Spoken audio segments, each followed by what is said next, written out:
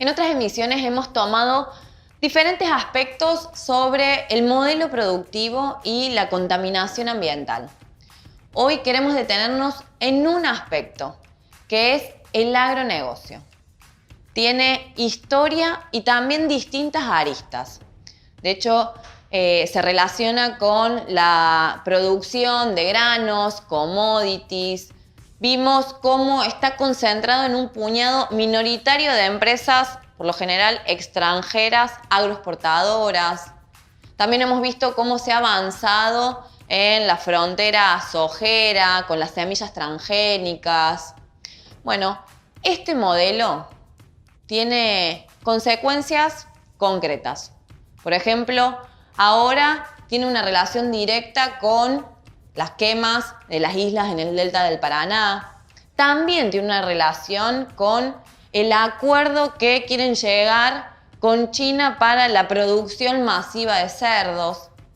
Y tiene una lógica fundamental, que es seguir acumulando riquezas en menor tiempo, sin importar que este tipo de producción y de falso desarrollo avanza sobre las comunidades y nuestros territorios. Ahora veamos un poco sobre la historia del agronegocio en nuestro país. Alberto con la sociedad rural el 9 de julio. Cristina con entidades del agronegocio. Solá y la chanchada de las granjas industriales de cerdos para China. Reuniones del Ministerio de Agricultura con ACTech y la Fundación Gates marcan un rumbo en el que la clase política capitalista no tiene grietas.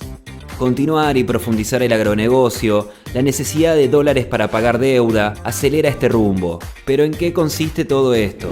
La historia comienza en 1996 con la introducción de la semilla transgénica desarrollada por Monsanto. La principal característica era ser resistente al glifosato, un agrotóxico fabricado por la misma compañía. Ese mismo año se aprueba su llegada a la Argentina de la mano de Felipe Solá. A casi 25 años de su llegada, en el Cono Sur se siembran 62 millones de hectáreas de soja transgénica y 82 millones si sumamos al maíz transgénico. Y las consecuencias de este modelo están a la vista. Se arrasaron 45 millones de hectáreas de bosque nativos y humedales, desde el Gran Chaco hasta el Amazonas. Aumentó exponencialmente la concentración y extranjerización de la tierra y solo un puñado de empresas maneja el mercado mundial de semillas y agrotóxicos. Sobre la tierra se fumiga con más de 1.000 millones de litros de agrotóxicos que contaminan la comida, aumentando los casos de cáncer, abortos espontáneos y nacimientos con malformaciones. A pesar del lobby y manipulaciones de pruebas científicas, la Organización Mundial de la Salud ha clasificado al glifosato como cancerígeno, pero los gobiernos miran para otro lado. Hoy, lejos de ponerle un freno a este modelo, el camino del gobierno de Fernández es profundizarlo, a fondo. Tan coherente, Alberto, que ubicó el extractivismo como actividad esencial en la cuarentena. El plan para el agro argentino está en ACTech, un organismo internacional especializado en biotecnología, inteligencia artificial y la Big Data aplicado al campo. ACTech participó junto con la Fundación Gates, terratenientes argentinos como Groboco Patel y el Ministerio de Agricultura para aplicar estas técnicas en el país. Más semillas transgénicas, más agrotóxicos, alimentos sintéticos y producción agrícola sin personas. Y si algo nos faltaba, Argentina está negociando un acuerdo con China por el cual pasaríamos de producir 7 millones de cerdos por año a 100 millones. La noticia, celebrada por el agronegocio y distintos sectores políticos, podría transformarse en un desastre de proporciones inimaginables, similar a lo que fue la incorporación de soja transgénica, que encima va a crecer porque la instalación de granjas chinas implica, además del maltrato animal, producir aún más soja y maíz transgénicos y va a ponernos frente a nuevos peligros sanitarios y ambientales. El ministro de Ambiente, Cabandier, del que nada esperábamos, nada hizo. A todo esto, la soberanía alimentaria cada vez más lejos. Nuestras tierras ahora no solo estarán ocupadas por los granos transgénicos que se exportan para alimentar animales, sino también por los galpones que encierran esos animales también para exportar. Y la producción alimentaria local de alimentos sanos y las economías regionales al borde de la extinción. Con el pueblo movilizado tenemos que ponerle un freno a este modelo cocido. La sed de ganancia de la clase capitalista está ante todo. Y en nuestro país, en relación al agronegocio, tiene su historia. Desde los 90 hasta la actualidad, todos los gobiernos, en eso sí, no hubo ninguna grieta, han favorecido a este sector para seguir avanzando en este modelo extractivo. Y ahora, en el medio de la pandemia, que tiene un origen zoonótico, ni siquiera se cuestionan ponerle un límite a la depredación socioambiental. La realidad es que las grandes corporaciones agroganaderas en nuestro país tienen luz verde, con o sin cuarentena, porque Alberto Fernández los considera esenciales. De hecho, ahora se está discutiendo el acuerdo con China.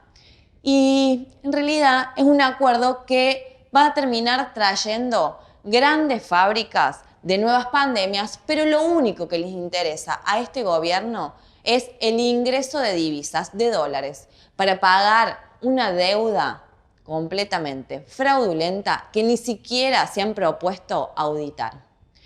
Pero en esta historia de saqueo, contaminación y muerte, no solamente es protagonista la chanchada de Solá, sino que también es la defensa de los humedales, porque nuestros humedales del Delta del Paraná están ardiendo hace semanas, arrasando con todo lo que tiene vida. Ya llevan miles de hectáreas, alrededor de 4 veces la superficie de Capital. Ahora veamos cuál es la importancia que tienen los humedales. Y de verdad queda más que comprobado que este modelo extractivista no va más. Desde hace semanas viene ocurriendo un fenómeno que de natural no tiene nada: las quemas de los humedales de la cuenca del Paraná. Se pudo ver a ciudades como Rosario y Santa Fe envueltas en un humo irrespirable, producto del fuego que consumía hasta el momento 80.000 hectáreas, solamente en Rosario. ¿Quién está detrás de esto? La agroindustria y los ganaderos. Y los gobiernos, cómplices, socios. Pero ya te preguntarás, ¿qué son los humedales? ¿Qué importancia tiene defenderlos? Bueno, ahí vamos. Los humedales son áreas que se inundan temporariamente, donde el agua subterránea aflora en la superficie o en suelos bajos cubiertos por agua poco profunda. En los humedales, el agua juega un rol fundamental en la determinación de su estructura y funciones ecológicas. Argentina posee 6 grandes regiones de humedales que representan más del 20% del territorio nacional. Una de ellas es la Cuenca del Plata, siendo la principal cuenca hídrica que tenemos en el país y una de las principales del mundo. En esta zona se desarrolla una vegetación y una fauna única. ¿Por qué son importantes? 1. Contribuyen a recargar acuíferos subterráneos que almacenan el 97% de las aguas dulces no congeladas del mundo. 2. Ayudan a la estabilización de costas, previniendo inundaciones y sequías. 3. Dan sustento a más del 40% de las especies del mundo y el 12% de todas las especies animales. Y 4. Obviamente almacenan carbono, que nos protege de los efectos del cambio climático. Por eso mismo, la preservación de ecosistemas es fundamental para el desarrollo de nuestra vida. El capitalismo extractivista viene generando un verdadero ecocidio contra estas áreas. Se calcula que en los últimos 50 años desaparecieron del planeta alrededor del 70% de ellos. En nuestro país, durante el 2008, se quemó más del 17% de la superficie del delta, desde la ciudad de Rosario a la zona de Campana en Buenos Aires. Y ahora vuelve a ocurrir lo mismo con más de 4.500 focos de incendio. Los humedales son un bien común invaluable y no puede ser zona de sacrificio de la agroindustria. Por eso es urgente una ley sobre los humedales que sea elaborada por las poblaciones afectadas, que prohíba la ganadería y la siembra en la zona, que prohíba la especulación inmobiliaria y el turismo de aventura, con presupuesto real y control de las comunidades. Este fin de semana se volvió a escuchar el reclamo en contra de las quemas y en defensa de los humedales. Son las poblaciones de Santa Fe y Entre Ríos que con movilizaciones masivas volvieron a reclamar una ley en defensa de los humedales, pero una ley que prohíba todas las actividades extractivistas y un punto fundamental, que sean las poblaciones que tengan el control social sobre su aplicación. Para profundizar sobre el debate del agronegocio, vamos a pasar a hablar con Patricio Eleizegui. Él es periodista, escritor, publicó Agrotóxico y Envenenados, justamente sobre esta temática. Hola Patricio, quería agradecerte por aceptar la entrevista y por tomarte este tiempo con nosotras. No, por favor, un gusto a disposición. Bueno, lo primero, vos sos periodista de investigación, te has desarrollado mucho en el camino de lo socioambiental, en el agronegocio, pero también otros temas. Y quería consultarte que nos cuentes una primera reflexión sobre este acuerdo de entendimiento entre Argentina y China por estas grandes factorías de producción de cerdo. Sí, bueno, es un proyecto que básicamente se escribe en la necesidad del gobierno de garantizarse regalías. Acá no hay un tema que tenga que ver con transformar a la Argentina en una potencia de producción porcícola, ni mucho menos, si se quiere, potenciar la cadena local, ¿no? Acá lo que hay es una búsqueda de regalías en un contexto de sequía internacional de desembolsos, ¿no? de inversiones por el contexto de pandemia, por la especulación misma de los capitales financieros, y en una situación de un gobierno que bordeó el default. Por ende, Argentina, en términos siempre bursátiles financieros, no dejó de ser un lugar de riesgo para la inversión, lo cual, si lo tomamos desde esa perspectiva, claramente no es uno de los destinos que los capitales van a estar buscando, ¿no es cierto?, en este movimiento potencial. Entonces, de repente que exista esta posibilidad de garantizarse un acuerdo que puede estar entre los 3.800, los 5.000 millones de dólares a desarrollar en 6 años, por supuesto que le resulta por demás de venturoso y por demás de necesario inclusive, ¿no?, para la caja oficial. Por ende, yo entiendo que viene por ese lado, me parece que hay una decisión política de avanzar con ese acuerdo. Hay que ver de qué manera, ¿no es cierto?, la resistencia social y de las organizaciones logran torcer esta dirección que ha tomado el oficialismo, pero no me parece para nada extraño respecto de lo que han sido las pautas de extractivistas que fijó Alberto Fernández al principio de año, ¿no?, en las sesiones ordinarias, en donde marcó toda una agenda que va justamente ligada al fracking, ¿no es cierto?, a la intensificación de la megaminería, el tema de la consolidación de la producción petrolera, que lo tenemos hoy por hoy con el barril criollo, que lo está subvencionando el particular, el automovilista, ¿no?, para que las petroleras no quiebren. Y en ese marco creo que la cuestión del agronegocio es muy clara, y esto no es más que una señal evidente de hacia dónde se dirige el gobierno, con una persona emblemática y nefasta desde lo emblemático también, ¿no es cierto?, como Felipe Solá a cargo del acuerdo.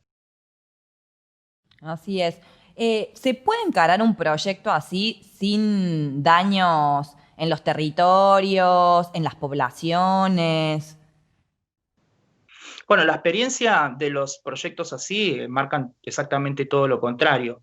En América Latina, el territorio quizás que tiene mayor expansión de estas granjas es México, un poco lo hablábamos fuera de micrófono, y en México la instalación de estas granjas que lleva mucho tiempo, digamos, las últimas se han consolidado en lo que es la península de Yucatán, de la mano de monstruos, conglomerados monstruosos, como Quequén, que es la empresa, digamos, emblema en esa zona. Básicamente se radicaron con las mismas promesas que se están sosteniendo acá en vínculo con los chinos, ¿no? Esta idea de que van a generar mayor empleo, de que de repente se pueden manejar los residuos de otra manera, de que no va a haber un impacto ambiental, de que se puede generar biogás, de que se puede generar fertilizantes a través justamente del residuo del cerdo. Bueno, en México hasta ahora lo único que tienen es exactamente lo contrario. Hubo destrucción total del empleo, una precarización absoluta. Son compañías que funcionan a partir de la rotación permanente de personal con sueldos muy bajos. Para que te des una idea, yo estuve dialogando justamente con personas que han trabajado en las granjas allá y les pagan a razón de 3.000 pesos argentinos por semana.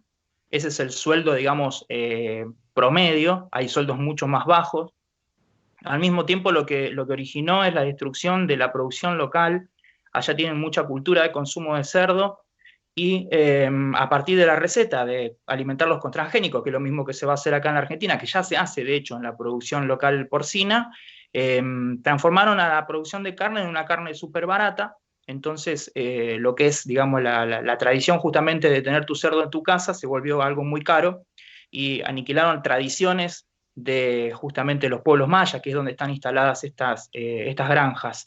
Y después, por supuesto, el impacto ambiental, que es a partir de todo el residuo que genera esta cantidad de cerdos. Eso, por supuesto, va a parar a las aguas, contamina el suelo. Bueno, realmente hay que pensar que prácticamente el 60% de lo que consume un cerdo después es descartado como materia fecal, por ejemplo, en la orina también, ¿no es cierto? Y todo eso se va concentrando y vuelve la tierra improductiva, ¿no es cierto? Extermina, por supuesto, la vegetación, acaba también con las otras especies. Bueno, es un descalabro importante. En México, aparte, como ellos dependen mucho en esa zona del agua de cenote, que es un agua subterránea, y tienen una característica geológica muy especial, todo eso se está filtrando y bueno, tienen grandes problemas justamente para garantizar un consumo seguro del agua, ¿no? Te hago una consulta porque, bueno, hoy un poco la idea del programa es justamente ver las distintas aristas de este modelo productivo extractivista. ¿Qué conexión ves entre este acuerdo al que quieren llegar con China con la quema de los humedales, por ejemplo? Bueno, en la quema de los humedales se dan distintos fenómenos, porque no, bueno, son territorios que se usan mucho para lo que es ganadería, ¿no? Producción ganadera, pero también se puede utilizar para lo que es la siembra de transgénicos, de maíz, de soja, por ejemplo. Pero también quiero sumar ahí la cuestión de la especulación inmobiliaria. Yo no sé si has visto que en los últimos días, a partir justamente de estas quemas, ya hubo una presentación de un pedido de una empresa rosarina para lotear una de las islas que están justamente frente a Victoria, ¿no? Un pedido de excepción para avanzar con lo que sería una propuesta de desarrollo inmobiliario. Por ende, son muchos aspectos que se juegan en torno a las islas. Lo más común y simple, creo, sí tiene que ver con esto, ¿no? Con la posibilidad de desarrollar este tipo de agricultura, que al mismo tiempo, bueno, se va a utilizar, por supuesto, para el abastecimiento de estas granjas si finalmente se instalan. Cuando hablas con la cadena de producción de cerdos local, ¿no? Hay infinidad de asociaciones y todas estas entidades, ellos dan por descontado que los chinos van a venir. O sea, ellos ya están hechos a la idea de que eso se va a cerrar porque la voluntad del gobierno, por supuesto que va a ser esa, y más allá de que maquillen o no ciertas cuestiones y busquen cierto consenso con las organizaciones ambientalistas, de fondo la idea es cerrarlo a como dé lugar, ¿no? Entonces, básicamente van a necesitar más territorio para producir justamente estos transgénicos. Está un poco instalada esta idea de que China es el gran comprador de la soja transgénica argentina y demás. Bueno, eso es una falacia. Hace muchos años que China no es el gran comprador de la soja argentina, sino que lo es Brasil. Argentina es el séptimo país que le vende estos productos a China justamente. Y el hecho de que se instalen las granjas acá te garantiza un mercado que quizás hoy por hoy no estás teniendo, ¿no? O sea, justamente el socio comercial mayoritario de China es Brasil. Y Brasil no está por ahora dentro de lo que sería el plan de instalación de estas granjas. Así que tener acá esas granjas te garantiza justamente que toda esa soja, todo ese maíz que eventualmente podés vender, llegue otra vez a China como principal cliente. Así que es un negocio redondo, por supuesto. Hay un dato interesante dando vuelta en torno a este proyecto, otro de los datos, porque se habla mucho de que se van a instalar en zonas donde no hay empleo, ¿no es cierto? Donde de repente no va a haber un impacto tan grande desde justamente lo ambiental, ¿no es cierto? Hablan de la Patagonia, hablan de Salta. La experiencia hasta ahora marca que estas granjas se instalan en los lugares donde hay mucha agua y donde hay mucha agua potable. Es clave. Por ende, las vamos a tener en los territorios que son hoy por hoy centrales para la agricultura y el modelo productivo en general. De modo que todas esas tierras y todos estos lugares, justamente estamos hablando del delta, ¿no es cierto? Y demás, van a ser muy importantes también para un proyecto de estas características. Patricio, te hago la última pregunta y, bueno, por supuesto, agradecerte por el tiempo. Bueno, todos los sectores que nos planteamos en contra del avance de todos estos proyectos, como decíamos recién, extractivistas, que el centro está en la acumulación de ganancias rápidas para un sector minoritario, pero sin tener ningún tipo de vista las consecuencias que traen para, decíamos antes, las poblaciones, para la tierra, el agua, digamos. Y desde el sector, los distintos sectores políticos tradicionales, que son quienes hace años han venido trabajando por este camino sin grieta, podríamos decir, nos plantean que no hay otro camino. O sea, que este es el camino por el cual se tiene que avanzar y es el motor económico. Bueno, ¿esto es así o hay otro camino? No, perdón que estoy acomodando el teléfono. Sí, por supuesto, a ver, está la opción de la agroecología como mandato, ¿no es cierto? Creo que es la salida lógica, por supuesto. Lo que pasa es que acá no estamos hablando nunca de lo que es el abastecimiento, la soberanía alimentaria y demás, ¿no es cierto? Y ni siquiera de la seguridad alimentaria se está discutiendo. Este es un país agroexportador, lamentablemente, y bajo estas gestiones se sigue consolidando esta idea. Yo soy muy crítico de esa eslogan que se instaló hace tanto tiempo, ¿no? Del granero del mundo. Parece que nos hubiesen puesto una etiqueta y que no vamos a poder salir jamás de eso.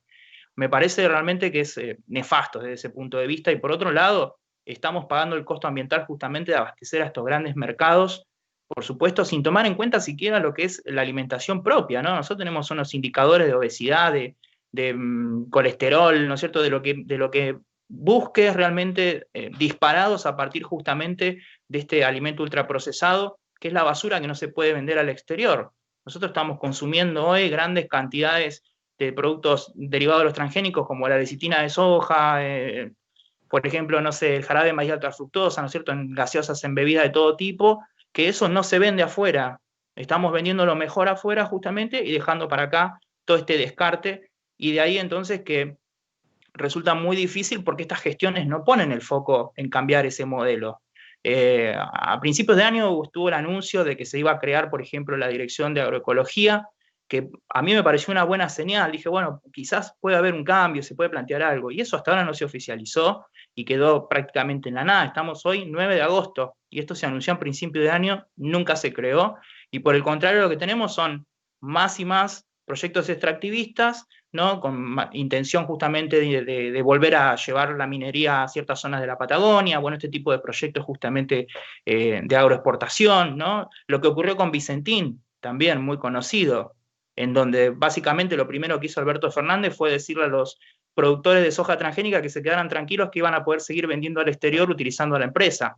Esas son todas señales de que no hay una decisión política de modificar esta estructura de agronegocio que venimos conociendo desde el kirchnerismo, desde el macrismo, ¿no?, de los últimos gobiernos sobre todo.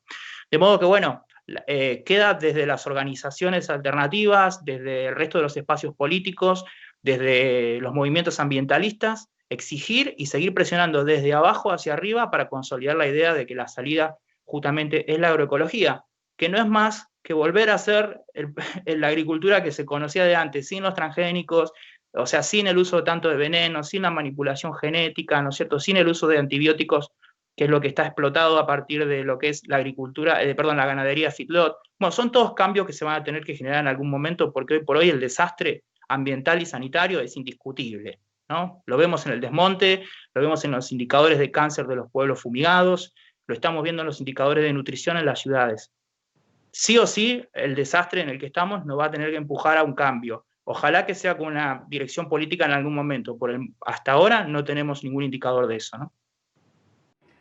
Está claro, y bueno, apoyando siempre las luchas que se están dando, porque así ha sido desde siempre, cuando se han logrado enfrentar y parar estos proyectos muchas veces, y bueno, ahora seguro seguirá en este camino el enfrentamiento a este acuerdo con China, y bueno, y que sigan avanzando en contra de nuestras vidas, podemos decir.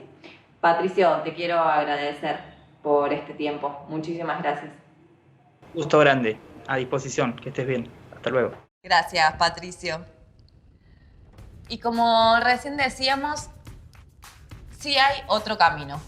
Y empieza por acompañar y seguir multiplicando la lucha que están llevando las distintas poblaciones, como son en la provincia de Entre Ríos y Santa Fe, en contra de las quemas y en defensa de los humedales, pero también es el pueblo de Chubut, que sigue luchando como hace años en contra del avance megaminero, porque esta lucha es contra los distintos gobiernos provinciales, contra el gobierno nacional, que siguen pretendiendo que el agronegocio, este modelo extractivista, sea el motor de la economía cuando lo que trae es más saqueo, más contaminación y muerte.